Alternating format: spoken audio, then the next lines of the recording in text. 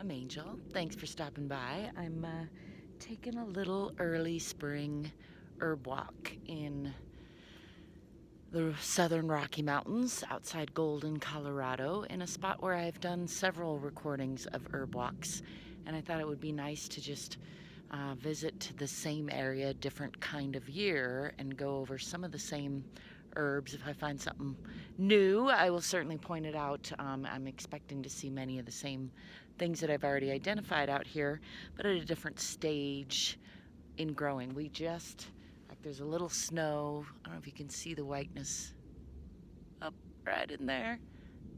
Nope, I'm pointing the wrong spot. Anyway, there's a little snow over there still, just a tad, but it is almost all melted off. We might get a tiny bit more one more time this season because we're up pretty high. But in general, winter is fading into spring here. It's actually May 7th, so on the later side of spring, but again, high up in the mountains. So first thing I want to point out is I found some wild garlic. You might think of it as wild chives. I'm pretty sure it's wild garlic. And I've demonstrated this later in the season. Early in the season, I actually picked these little sprigs because I'm making some soup and I'm going to take some back. But you can recognize them from the scent, kind of an oniony garlic scent, very mild, like chives. And also, they come up from a little singular. They actually have a bulb under there. Let's see. I'm hesitant to pull one up because it's such a little stand, but I actually see there are several more coming up that have spread. I'm not sure if that, oh, I don't think that is some. They have much like chives, they have a nice like folded aspect. I don't know if you can see that. Kind of what I would call meaty and also tasty. So that's one way to identify them. I really identify them. I have, so later in the year they'll have some little purple blossoms on them. And so I already know they're out here, so that's one of the reasons it's easy to identify them at this point. But I want to just say, if you're new to wild crafting, always use at least 3, preferably closer to 5 sources for identification before you are eating anything or tasting anything, because there are plants that can harm you or poisonous, or at least cause a reaction or just taste bad even.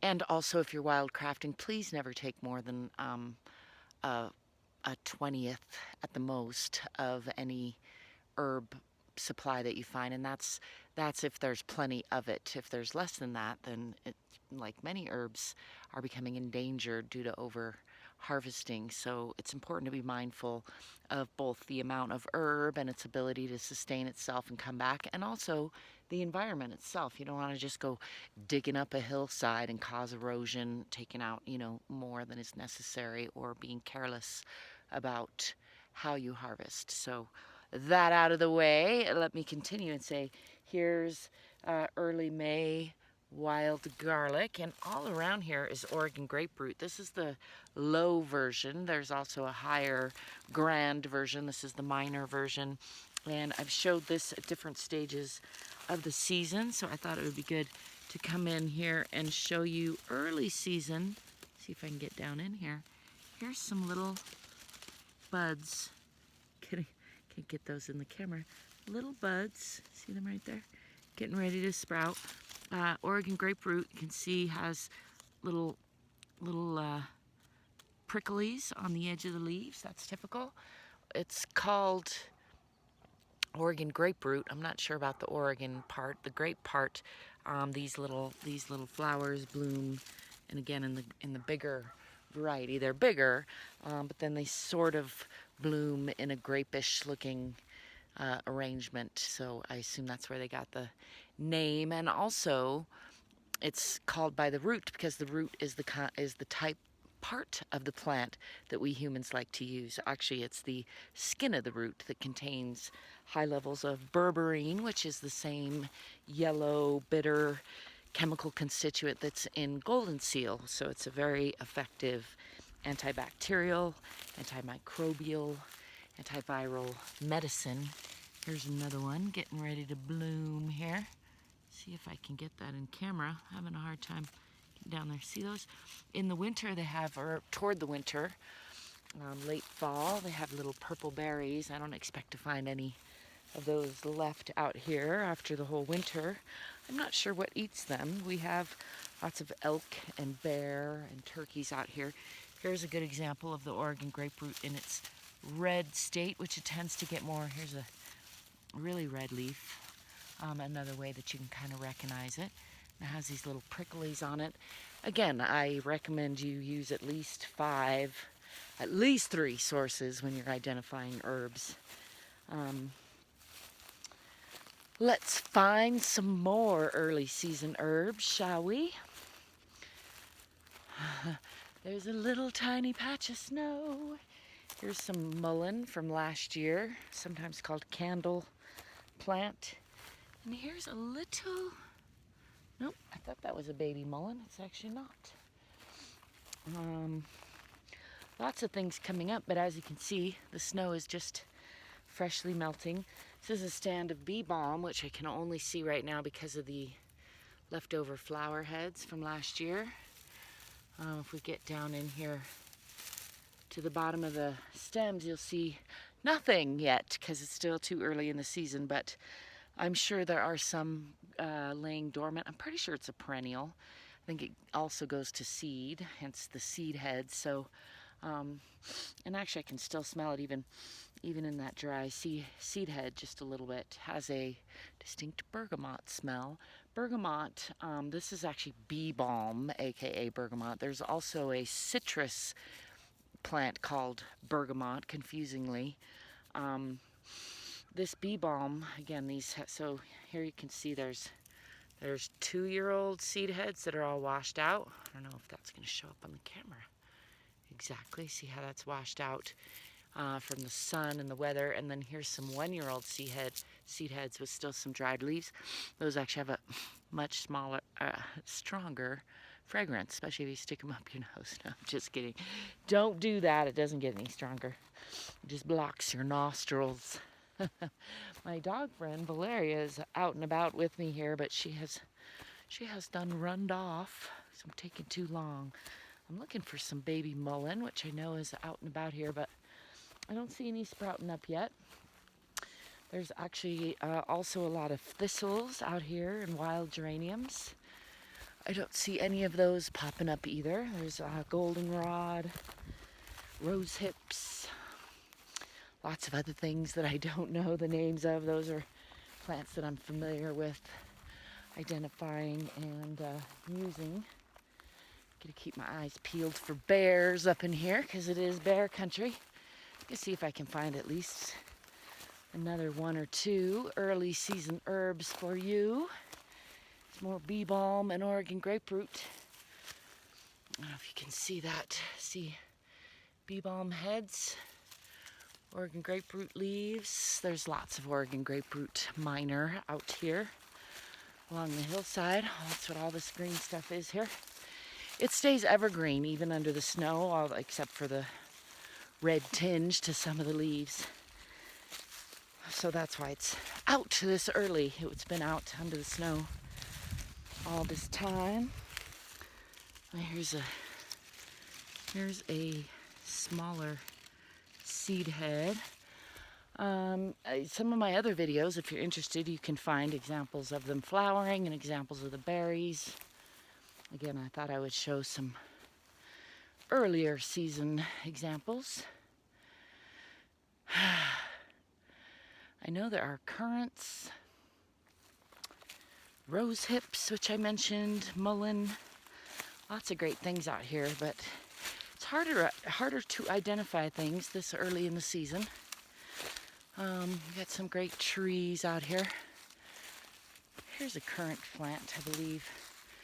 That's what this is. I would have to wait till later in the year to be sure about that and see the berries on it, which are popular with wildlife, so you don't always find them with berries out in the wild like this. Let's see, I think the mullein is definitely not going to be under the trees here. It ran into a branch. The mullein likes to be out in the open a little bit more, so does the thistle. See if I can find any examples. Lots of elk poop out here. I saw a big herd of elk go by the other day, and some wild turkeys. I have a neat mixture of some southwestern type of lower laying plants and higher plants here in the southern Rockies. There's some cactus, prickly pear cactus, I think that is, which has some medicinal and edible uses as well. And often you will see mullein or thistle near the cactus. I gotta switch hands there. Been doing lots of hard work overhead and my arms are worn out from that. There's a big footprint. I'm not finding any mullein out yet or any thistles. I expect it's just too early. So I guess we don't get much in the way of exciting identification. Some ponderosa pines. I think those are those. There's also a lot of black pine out here, and maybe some white pine, and some hemlock and cedars, and yeah, lots of great trees up here.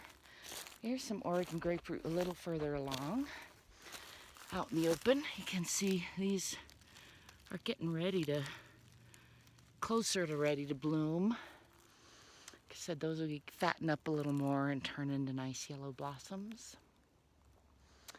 Let me know if you have any questions or comments. That was fairly uneventful, as spring walks often are.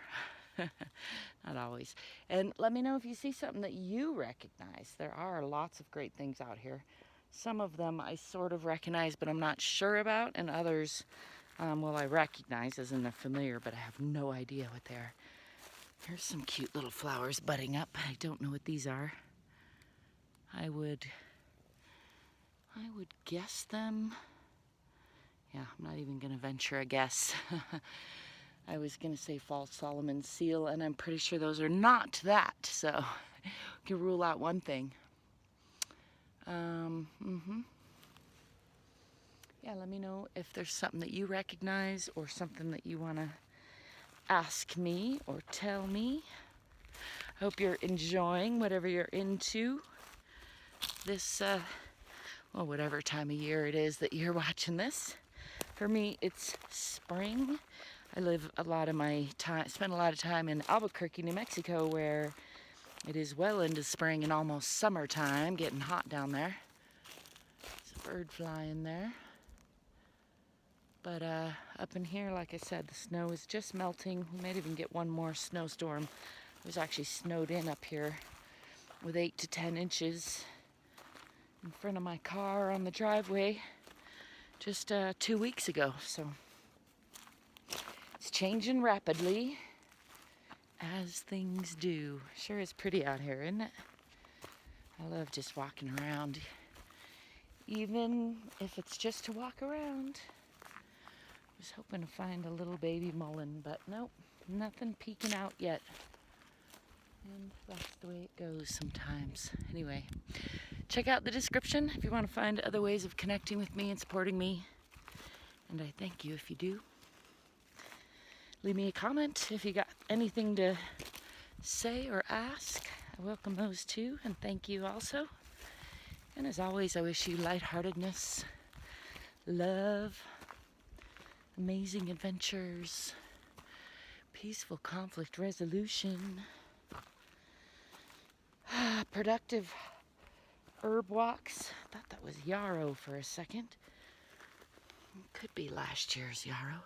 I don't think it is. It looks a lot like yarrow. Could be a little example. If it is, it's tiny compared to super short. Usually yarrow is pretty tall, so I don't think that's yarrow, but there are things about it that look similar to yarrow. You can let me know. You know what that is? It's got a rosetted, comes off of one rosette. It's got lacy leaves like yarrow. It could be just a very small version of yarrow. I find the size of herbs, the same herb can look very different depending on the soil and the climate, the elevation, the temperature, the moisture, all that. Anyway, I wish you a fantastic day. Thanks for stopping by. Ciao for now.